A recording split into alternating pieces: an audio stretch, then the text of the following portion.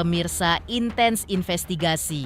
Setelah melalui berbagai proses yang penuh polemik, persidangan Nikita Mirzani sebagai terdakwa dalam kasus dugaan, pemerasan, pengancaman, dan tindak pidana pencucian uang yang dilaporkan Reza Gledis terus bergulir panas. Dalam sidang yang digelar 14 Agustus 2025 kemarin, Nikita kembali menunjukkan sikap yang menghebohkan publik. Salah satunya saat ia menyebut sang seteru miskin, bahkan berniat memberikannya tambahan uang 1 miliar rupiah. Lantas, seperti apa luapan emosi Nikita Mirzani saat ia tidak terima rekeningnya dianggap diobrak-abrik oleh pihak bank karena merasa nasabah prioritas? Bagaimana pula pembelaan Nikita terkait uang 350 juta yang diduga diberikan oleh Sheila Saukia? Sementara itu kekecewaan hadir dari para pendukung Nikita yang tidak mendapat kesempatan untuk masuk ke dalam ruang sidang. Lantas seperti apa tanggapan Dr. Oki Pratama dan Lucinta Luna lantaran mereka hanya bisa menyaksikan sidang dari luar pengadilan? Di sisi lain, simak seperti apa Deolipa Yumara yang pernah diunggah oleh akun medsos Nikita terkait dirinya diberhentikan sebagai pengacara Barada Eliezer. Pemirsa, bersama intens investigasi, kami hadirkan kabar terkini, terpercaya, dan teraktual.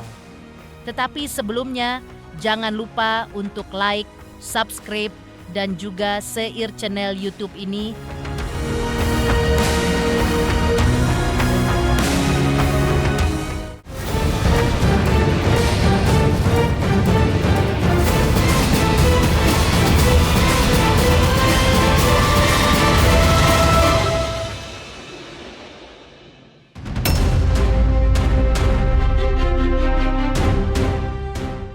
Sidang lanjutan kasus dugaan pemerasan dan TPPU yang menjerat artis kontroversial Nikita Mirzani kembali menyita perhatian publik pada Kamis, 14 Agustus 2025. Seperti episode sinetron yang tak kunjung usai, persidangan kali juga ini menghadirkan rangkaian kejutan yang memantik emosi dan opini warganet. Sidang tersebut menghadirkan 5 saksi, salah satunya Dr. Samira alias Doktif, dengan suasana sidang yang diperketat. Bahkan sinyal telekomunikasi sengaja dimatikan demi menjaga kondusivitas proses hukum. Setelah sidang selesai, Nikita menyampaikan rasa malu atas polemik uang 4 miliar rupiah yang dipermasalahkan oleh Reza Gledis. Ia menilai bahwa perkara tersebut telah menimbulkan kegaduhan yang tidak perlu dan menjadi konsumsi publik secara berlebihan, bahkan sampai membuat kegaduhan di tengah masyarakat. Alhamdulillah saksi hari ini semuanya baik ya, meringankan semua sesuai dengan faktanya, memang seperti itu. Teman-teman wartawan juga tadi mendengarkan saksi dari Napapak, Pak Bambang sendiri bilang bahwasannya karena saya pernah mempromosikan Napapak dan saya taruh di YouTube saya, channel YouTube dan Instagram saya, dari harga rumah yang saya beli 41 miliar hingga didiskon jadi 33 miliar, berarti harga endorse saya itu hampir 10 miliar. Ini yang dipermasalahkan adalah uang 4 miliar. Jadi jangan terlalu digimanain gitu kasus ini, karena saya malu gitu ngurusin 4M kok sampai satu Indonesia gaduh, polisi semua udah kayak kasus pembunuhan, mafia narkoba, bandar narkoba atau bandar judol gitu. Saya merasanya seperti itu gitu. Agak memalukan gitu kasus ini. Seperti diketahui, angka 4 miliar rupiah merupakan dugaan uang yang disangkakan terhadap Nikita terkait dugaan pemerasan yang dilaporkan Reza Gledis.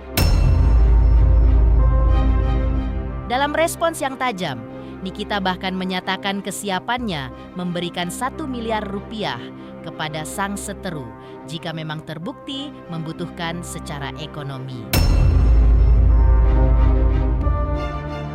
Sementara itu, kuasa hukumnya, Fahmi Bahmid pun mengaku heran atas dakwaan yang dinilai sangatlah tidak sebanding dengan profil penghasilan Nikita sebagai selebritas. Jadi kalau Reza Gladys miskin nggak punya uang, nanti 4 miliar saya tambahin 1 miliar. Ya, kalau masalah uang 4 miliar nggak punya, gampang nanti kita transfer. Bayangin, hanya ngomong sebentar aja dia dibayar 10 miliar. Yang lain itu masih banyak bandel sama saya, ada 2 miliar, 4 miliar. Itu endorse-nya Niki semua. Dia nggak tahu Niki siapa? Kami perihal ATM BCA. Malu saja, malu saja.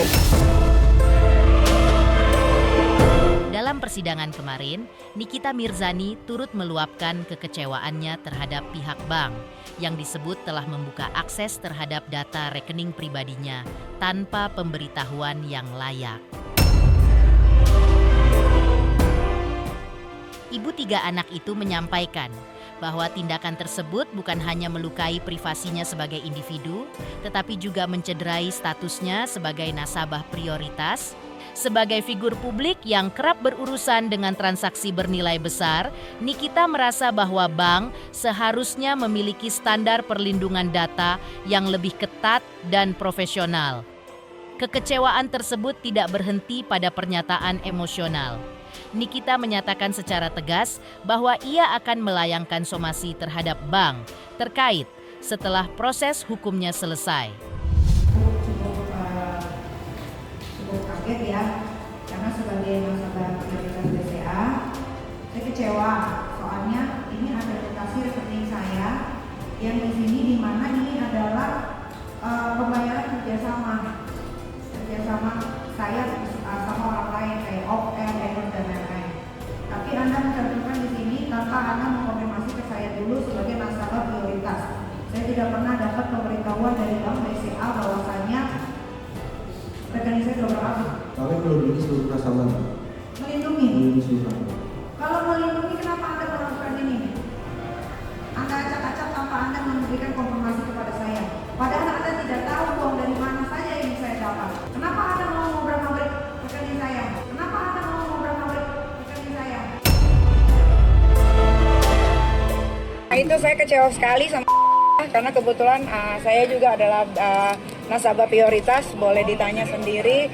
Saya kecewa banget karena rekening koran saya diobrak-abrik, padahal di situ jelas ada uang pembayaran dari Comic Aid, endorse, dan saya kan juga off-air nyanyi seperti yang teman-teman media tahu. Saya suka ada di luar kota untuk nyanyi hanya sekadar 45 menit, pembayaran saya 125 juta gitu kan. Jadi saya kecewa sekali dengan kenapa seperti itu, tapi nanti itu urusannya belakangan. Kalau ini udah selesai saya akan somasi.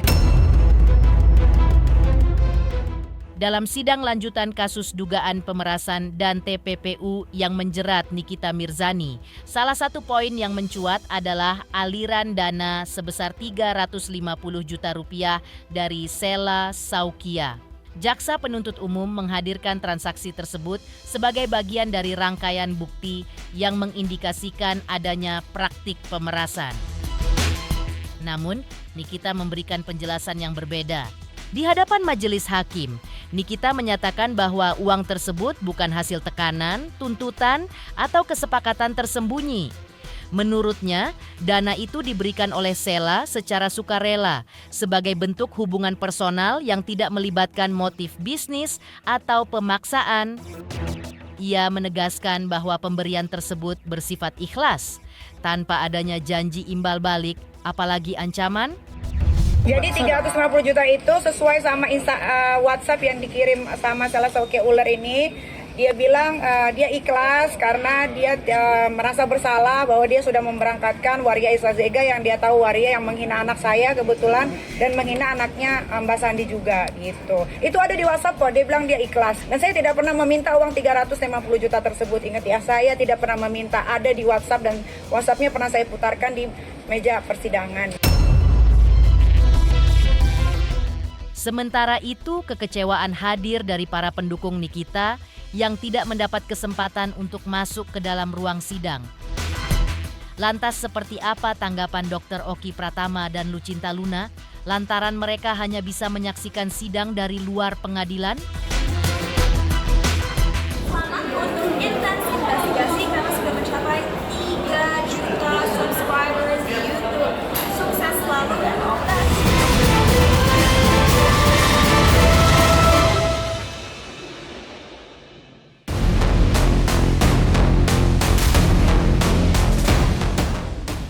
Masa intens investigasi, sidang lanjutan kasus dugaan pemerasan dan TPPU yang menjerat Nikita Mirzani dan asistennya Ismail alias Mail di Pengadilan Negeri Jakarta Selatan kemarin berlangsung dalam suasana yang jauh berbeda dari biasanya.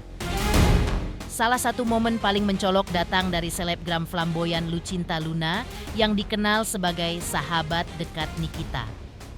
Ia datang dengan outfit cetar dan semangat penuh untuk memberikan dukungan moral.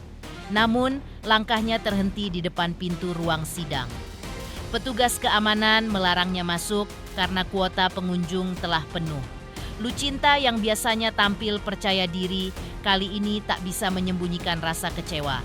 Ia pun mempertanyakan alasan pembatasan dan merasa diperlakukan tidak adil.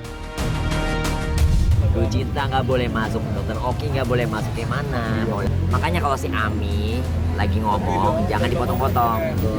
Gitu loh, itu kuncinya. Kasih Ami kesempatan. Kenapa isi rekaman itu nggak bisa dibongkar, nggak bisa direkam, nggak bisa diputar gitu. Kenapa setiap Ami ngomong dipotong-potong, tapi kalau pihak dari pelapor kalau ngomong sampai fasih, dari hatam baca inian, buku puisi. Kayaknya kita hanya bisa mengangkat tangan, berdoa, angkat tangan setinggi-tingginya biar langit semesta yang menjawab. Sahabat Nikita lainnya, Dr. Oki Pratama, juga mengalami nasib serupa. Ia datang jauh-jauh untuk menyaksikan langsung proses hukum yang menimpa rekannya, namun harus menerima kenyataan bahwa aksesnya dibatasi. Meski kecewa, Dr. Oki mengaku memilih untuk menghormati tata tertib pengadilan. Dirinya dan Lucinta bahkan sampai memantau jalannya sidang dari luar pengadilan lewat layar televisi yang disediakan. Seperti apa? Nggak seperti apa. Hari ini dibatasin nih untuk Ya kita ikuti aja tata tertib dari persidangannya. Kalau nggak bisa masuk gimana nih dokter? Kalau bisa masuk ya di luar. Ya udah, nonton aja dulu.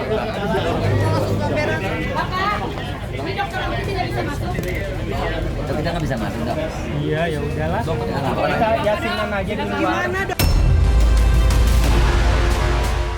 Di sisi lain, simak seperti apa Deolipa Yumara yang pernah diunggah oleh akun medsos Nikita terkait dirinya diberhentikan sebagai pengacara Barada Eliezer. semangat untuk intens investigasi karena sudah mencapai 3 juta subscribers di YouTube. Sukses selalu dan all the best.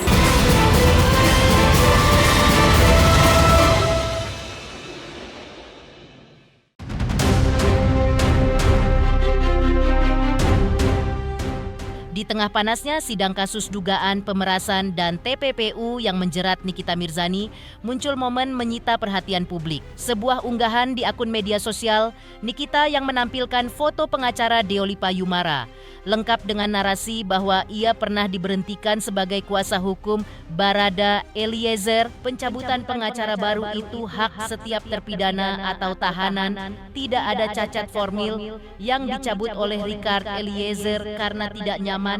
Tapi si Brekele ini buat statement itu intervensi, itu hoax.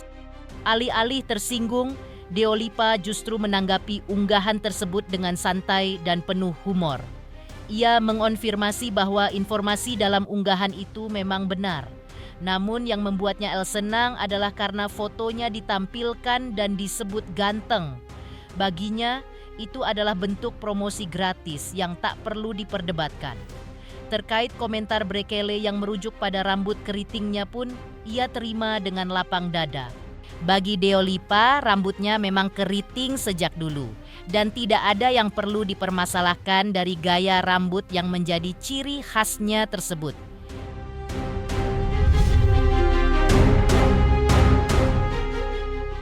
Bang, di posting di Instagramnya Nikita Mirzani, Bang. Tanggapannya seperti apa, Bang? Saya di posting di Instagramnya Nikita Mirzani. Apa isinya? Bahwa Abang katanya dipecat dari kuasa hukumnya Barada E. Oh, kita dipecat dari kuasa. Fakta kan? fakta. Satu lagi, itu foto kita ada nggak di situ? Ada. Ganteng nggak? Ah, itu bagus itu berarti Nikita Mirzani mempromosikan kegantengan kita. Kita setuju banget itu sama yang diposting sama Nikita Mirzani karena ganteng kan. Kalau lagi jelek tuh baru kita protes, ganteng kok. Tapi yang jelas kan udah ganteng kan? Ganteng, Bang. Ya sudah beres itu aja cukup sebenarnya. Demikian pemirsa, kabar terkini, terpercaya, dan teraktual yang kami hadirkan hari ini, pemirsa Intens Investigasi. Jangan lupa saksikan terus Intens Investigasi dan pastikan jangan lupa untuk like, subscribe, dan juga share channel YouTube ini